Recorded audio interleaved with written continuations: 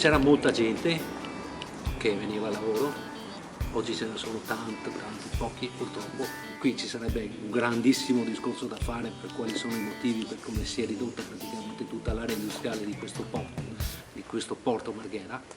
Canto al disagio di una generazione stanca della bugia, ancora 160 operai morti di cassa e sfruttamento, i Porsche tutti assolti come sempre ridendo da chi serve obbedisce. Da oggi non c'è più niente, c'è un degrado, ma il degrado si sta riflettendo anche sul territorio. Qui c'era anche una cultura politica, qui sono cresciute anche delle persone di spessore politico, è stata una scuola di vita questa qui. Adesso vedi certi personaggi che per anno hanno parlato di una politica di sviluppo industriale su quello territorio, sono stati assenti in questo. Adesso li vedi però che sono indagati sul Mose. Io bazzicavo dentro questo capannone quando avevo 20 anni, quando avevo la vostra età. Vedete, noi abbiamo fatto delle grandi battaglie, noi avevamo nella nostra pelle quelle che erano le condizioni di vita e di lavoro di quegli anni. Io credo che i giovani di oggi debbano fare queste battaglie. Vedete, negli anni 70, gli anni 80, perché questo è il punto, il momento in cui c'è stato il declino di Porto Marghera, ma non soltanto il declino di Porto Marghera, di molte industrie che c'erano nel paese. E a me piacerebbe che una riflessione rispetto a quegli anni venisse fatta.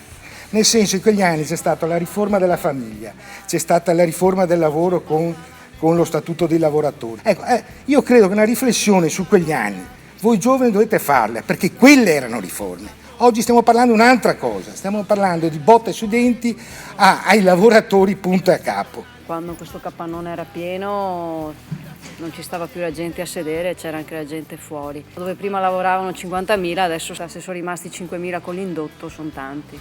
C'è una fiaccola che è alta 176 metri, ci siamo inventati che a 150 metri potevamo dormirci. Abbiamo resistito prima una decina di giorni, promesse, accordi ministeriali, ci ha chiamato sul cellulare il ministro di allora. Non vi preoccupate, tutto a posto, abbiamo trovato un fondo svizzero che acquisirà Vinis e voi sarete tutti a posto. Balla, ennesima balla.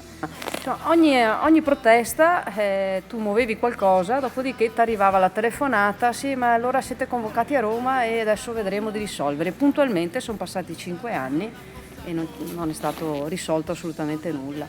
Ecco, tutta questa gente qua, dall'ex governatore Galan, l'assessore Chisso, il nostro ex sindaco Giorgio Orsoni, erano qua a firmare un accordo sulle bonifiche. Allora con una mano hanno firmato l'accordo, con l'altra prendevano le tangenti per il Mose. Il risultato di tutto questo, 7 dicembre, quindi fra una decina di giorni, noi Vinis abbiamo la lettera di licenziamento in mano, abbiamo finito tutti gli ammortizzatori sociali, adesso dal 7 dicembre, anzi dall'8 dicembre, siamo ufficialmente in mobilità. Ecco, questo è Porto Marghera. Loro sono riusciti a distruggere tutto questo territorio, a far sì, ci hanno portato dove volevano portarci.